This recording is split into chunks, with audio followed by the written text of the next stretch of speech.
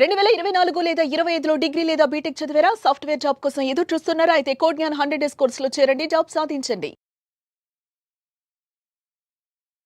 Flight crash అయిన సంగతి తెలిసిందే. అయితే అందులో 241 మంది పాసింజర్స్ ప్లస్ 12 మంది క్రూ సిబ్బంది, వాళ్ళతో పాటు కింద అంటే ఫ్లైట్ పడినప్పుడు చనిపోయినటువంటి 24 మంది, దాదాపు ఇంతమంది చనిపోయినటువంటి పరిస్థితి. ఒక్కరు మాత్రమే అందులోంచి సేవ్ అయ్యారు. అసలు ఫ్లైట్ యాక్సిడెంట్ ఎలా అయింది, టేక్ ఆఫ్ తీసుకున్న తర్వాత 1 మినిట్లోనే ఎలా జరిగింది అనేది ఇప్పటి వరకు కూడా ఇంకా క్లారిటీ లేనటువంటి పరిస్థితి ఉంది. ప్రస్తుతం మనతో పాటు లైవ్ కాల్లో అందుబాటులో ఉన్నారు కెప్టెన్ మమతా గారు. ఒకసారి ఆమెతో మాట్లాడదాం. ఆమె కూడా గతంలో చాలా గంటల పాటు ఫ్లైట్స్ నడిపినటువంటి అనుభవం ఉన్న వ్యక్తి, ఫస్ట్ లేడీ పైలట్ కూడా ఆవిడ. సో ఒక్కసారి ఆమెతో మాట్లాడదాం. మ్యామ్ నమస్తే అండి. నమస్కారం అండి. మ్యామ్, ఫ్లైట్ యాక్సిడెంట్ రెగ్యులర్గా మనం చూస్తూనే ఉంటాము, కానీ ఇంతమంది చనిపోవటం ఈ మధ్యకాలంలో అయితే చూడలేదు.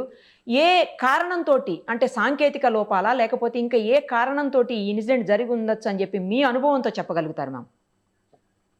అంటే అమ్మా, మాక్సిమం యాక్సిడెంట్స్ మీరు చూస్తే హిస్టరీలో కూడా take off and landing phase లోనే అవుతాయి. Yes ma'am. So this is a common thing అన్నమాట. And yes, definitely India law, this has been the biggest accident ever since we are in aviation. Yes. And this was absolutely devastating yesterday. And it is very difficult for us to conclude as to enduku ayindi anedi conclusion ki manam ippude ralemo. There could be various factors. Okay. The main factor what everybody in the industry are suspecting is bird strike. ఎందుకంటే అక్కడ చాలా habitat ఉంది take off తర్వాత.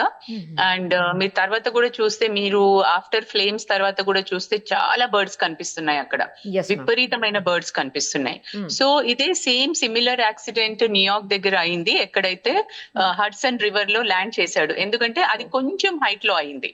So అప్పుడు ఏమైందంటే, that was also big commercial aircraft, and రెండు engines లలో birds వెళ్ళిపోయినాయి. So both engines got shut off. And then ఆయనకి ముందు హడ్సన్ రివర్ కనిపించింది, అక్కడ వెళ్ళి ల్యాండ్ చేసేసాడు very safely. And luckily everybody survived that. Everybody survived. So that was mere his luck and everything, that where he could comfortably land into the river annamata. Okay. So ఇక్కడ most unfortunate thing that happen was that take off తర్వాత అది మొత్తము industry అంటే residential area ఉన్నందుకు అక్కడ there was no way. ఇప్పుడు మనకి బేగంపేటలో ఇటు సైడ్ పరేడ్ గ్రౌండ్ ఉంటుంది, అట్లా ఏదైనా గ్రౌండ్ ఉన్నా, కొంచెం ఓపెన్ ఏరియా ఉన్నా ఇంత డివాస్టేటింగ్ అయ్యేది కాదు.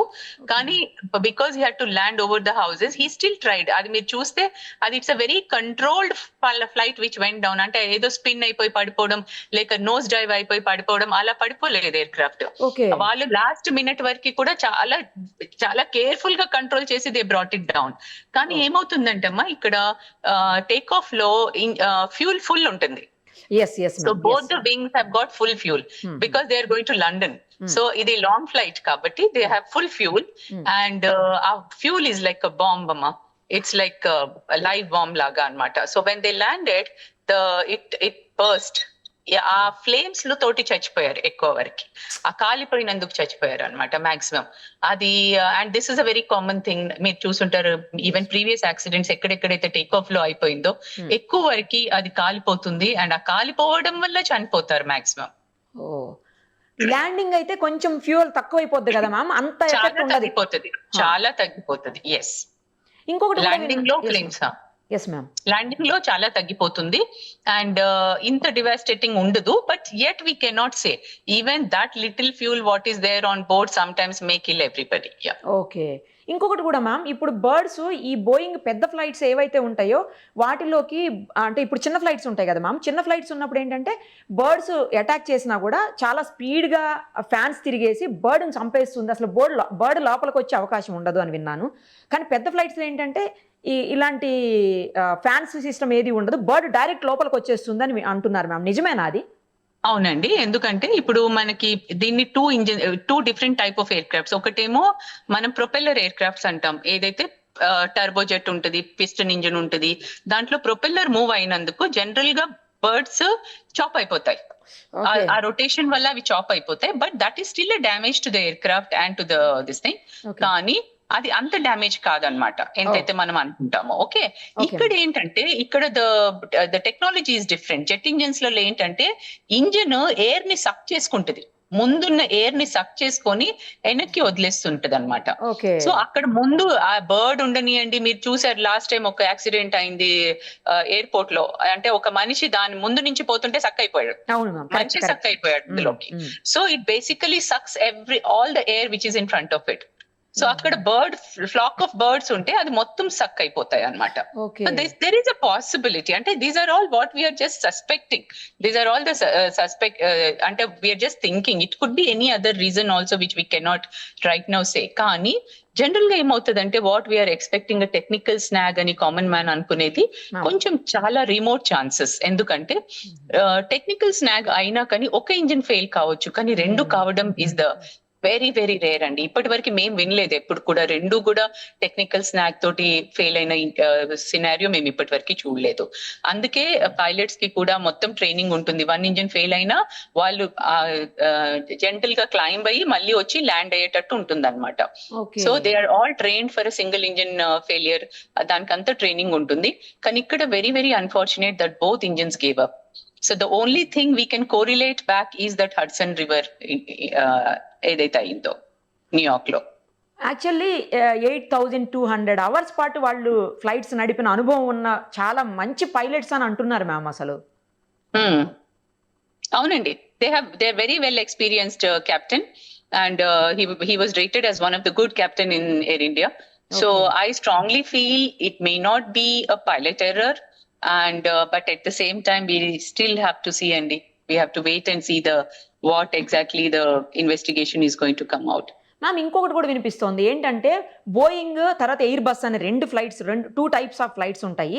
బోయింగ్ అన్ని కూడానేమో యుఎస్ లో తయారవుతాయి, తర్వాత ఎయిర్ బస్లు అన్ని కూడా జర్మన్ టెక్నాలజీతో తయారవుతాయి, అంటే జర్మన్లో తయారవుతాయి. సో జర్మనీ టెక్నాలజీతో తయారైనటువంటి ఆ ఫ్లైట్స్ అన్ని కూడా చాలా స్ట్రాంగ్ ఉంటాయి. ఈ బోయింగ్ విమానాలు మాత్రం ఈ మధ్య కాలంలో చాలా ఎక్కువగా యాక్సిడెంట్స్ అవుతున్నాయి అని చెప్పండి. I'm sorry, no, this is a myth andi. This is a myth. Boeing is an equally good aircraft like Airbus. Atla manaku in fact Dreamliner is one of the best aircraft andi. Ippudu edaithe 787 crash aindo, this is the best aircraft today in the air. And any countries lo fly avutundi idi. All long range flights are carried on 787s only. And this is one of the best aircraft. Actually aircraft also is not an old aircraft. Even old aircraft unna eppudu kuda common man em anukuntadante old aircraft unte adi padipoyindi, old ainanduku padipoyindi atla undadandi. Aircraft ela untundante దానికి ఒక particular number of hours are number of landings అని దాని life ఉంటుంది అనమాట. It is not number of years. So for example ఇప్పుడు ఒక aircraft కి letters సే ఒక చిన్న ఎయిర్క్రాఫ్ట్ కి 30,000 అవర్స్ ఉంది అనుకుందాం, దాని లైఫ్ 30,000 అనుకుందాం. సో అది ఎవ్రీ ఇయర్ ఒక 1,000 అవర్స్ ఫ్లై అయితే అది ఒక 30 years లో మనం గ్రౌండ్ చేసేస్తాం. అది ఫ్లై కాకపోతే అది సపోజ్ ఎవరైనా లెస్ ఫ్లయింగ్ ఎయిర్ క్రాఫ్ట్ ఉంటుంది, they may be flying only just 100-200 hours in a year. So that can fly up to 40 years, 50 years, there is no problem. So aircraft ki life years wise eppudu undadu. Aircraft life is always depending on the number of hours or number of landings. Kabatti we assume that aircraft probably was, I don't think there was any issue with the aircraft, but unless the investigations come out, black box lo chala readings untayi, chala villaki data dorukutundi, vallu em maatlaadaru last minute lo pilots, adantha manaki black box lone telustundi annamata. Actually ఇది కూడా 12 years age అని చెప్తున్నారు ma'am flight కి. It is very young, very young. So that age is not a problem at all. Ma'am actually black box అంటారు, ATC అంటారు, తర్వాత May Day call ఏదో ఇచ్చారు, 1 minute ముందే మేడే కాల్ ఇచ్చారు అన్నారు. అసలు మేడే కాల్ అంటే ఏంటి ma'am? Madam, mayday call ante it's a distress call. That it means that there is an imminent threat to the aircraft or to the passengers on board. Either of it. So it's a mayday. Ante okavela pilot unconscious అయిపోతే, captain unconscious అయిపోతే కూడా co-pilot mayday call ఇచ్చేస్తాడు, because that is a threat now to the aircraft. Or మనకి ఏదైనా fire aircraft మీద ఏదైనా fire అయినా అంటే now we have to put the aircraft down immediately అన్నమాట, as early as possible. That is called the mayday call. అలాగే ఒక వేరే కాల్ ఉంటుంది పాన్ అని. pan అంటే it is a it's a urgency call but not a distress. అంటే there is no danger to the aircraft but it could be some medical emergency ఉండొచ్చు, ఏదైనా passenger కి హార్ట్ అటాక్ రావచ్చు, అట్లాంటి ఏమైనా కాల్స్ ఉంటే we give them a pan call అన్నమాట. అంటే there is an urgency but it's not a distress. Okay okay అంటే Yeah, so there are call two బట్టి different మీకు calls. అర్థమైపోతుంటుంది అది ఏం కాల్ Yeah. అనేది. Yeah, so there are two different calls అన్నమాట, distress and an urgency call. Okay So Mayday is a distress call. Ma'am ATC అంటే ఏంటి, అలాగే black box అంటే ఏంటి, ఏముంటది అందులో? ఏటీసీ అంటే ఎయిర్ ట్రాఫిక్ కంట్రోల్ అమ్మా. మ్మ్. ఎయిర్ ట్రాఫిక్ కంట్రోల్ లో బేసికల్ గా ఏమవుతుందంటే వాళ్ళు కంట్రోల్ చేస్తున్నారు కదా, ఇప్పుడు ఈయన టేక్ ఆఫ్ క్లియరెన్స్ ఇచ్చారు, మ్మ్. టేక్ ఆఫ్ క్లియరెన్స్ ఇచ్చిన తర్వాత టేక్ ఆఫ్ అయ్యాడు, Yes. టేక్ ఆఫ్ కాగానే he gave a May Day call. Oh. That means there was some problem with him immediately after takeoff. It was within 30 seconds. Mhm. Within 30 seconds, he was coming down. So the ATC is always in touch with the pilot. Mm, mm. So మాకు ఏ emergency ఉన్నా ఏది ఉన్నా we immediately inform them on the ATC. ఆ ATC అనేది ఎలా ఉంటుందంటే అమ్మా, ఇది ఒక ఫ్రీక్వెన్సీ మీద మేము మాట్లాడుతున్నాం. Yeah, ma'am. So Okay. మేము ఇప్పుడు ఆ ఫ్రీక్వెన్సీ మీద మేము మేడే కాల్ ఇస్తే అన్ని ఎయిర్ క్రాఫ్ట్స్ ఏవైతే ఆ ఫ్రీక్వెన్సీ మీద ఉన్నాయో అందరూ వింటారు. Okay So that aircraft which is in distress will get a priority.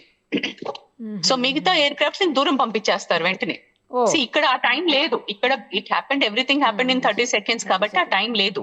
కానీ ఫర్ ఎగ్జాంపుల్ ఇప్పుడు ఒక few months back, I can say somewhere last ఒక 6-7 months బ్యాక్ బేగంపేటలో ఒక ఎయిర్ ఫోర్స్ ప్లేన్ అన్నమాట, వాళ్ళు టేక్ ఆఫ్ అయిన తర్వాత వాళ్ళ హైడ్రాలిక్ సిస్టమ్ ఫెయిలియర్ అయిపోయింది, total hydraulic system failure. Okay and they had lot of fuel on board. Air crafts కూడా ఎలా ఉంటాయంటే ఇప్పుడు మనం టేక్ ఆఫ్ వెయిట్ వేరే ఉంటుంది, ల్యాండింగ్ వెయిట్ వేరే ఉంటుంది. అంటే Okay. Suppose my take off weight is X tons అనుకుందాం. Yeah ma'am. Now X minus something will be my landing weight. అంటే ఇప్పుడు నేను ఒక 2-3 tons ఫ్యూల్ బర్న్ చేసిన తర్వాతనే నేను ల్యాండ్ అవ్వగలుగుతాను. I cannot land with the same takeoff weight.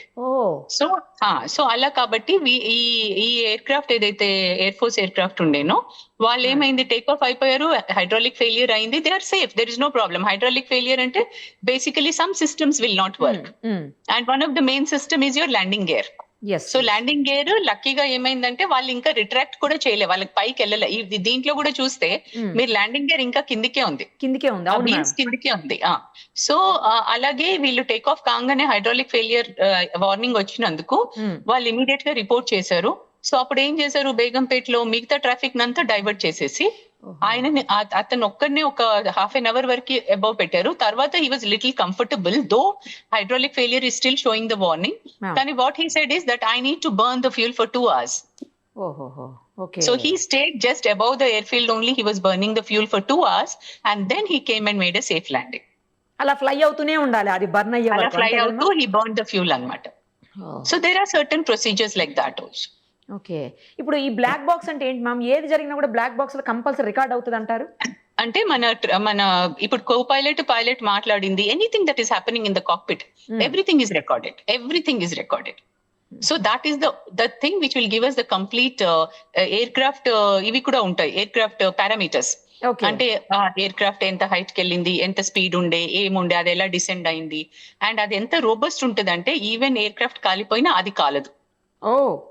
Yeah, ఇప్పుడు అది దొరికిందంటే మనకు మొత్తం వచ్చేస్తుంది ఏం జరిగిందని, మొత్తం డేటా వచ్చేస్తుంది అనమాట, including the voice recording. Air craft data and the voice record అన్ని వస్తాయి దాంట్లో. ఓకే మ్యామ్, ఫైనల్లీ ఒక్కటి చెప్పండి మ్యామ్, ఇప్పుడు మేడే కాల్ వచ్చేసింది అంటున్నారు, మేడే కాల్ వచ్చిన తర్వాత వీళ్ళకి ఇంకా అసలు టైం లేకుండిందా? లేదండి, because the ATC was calling him back and they didn't respond. వాళ్ళకి ఏటీసీ మళ్ళీ వాళ్ళని కాల్ చేస్తుంది ఎయిర్ క్రాఫ్ట్ ని, but they didn't respond after that.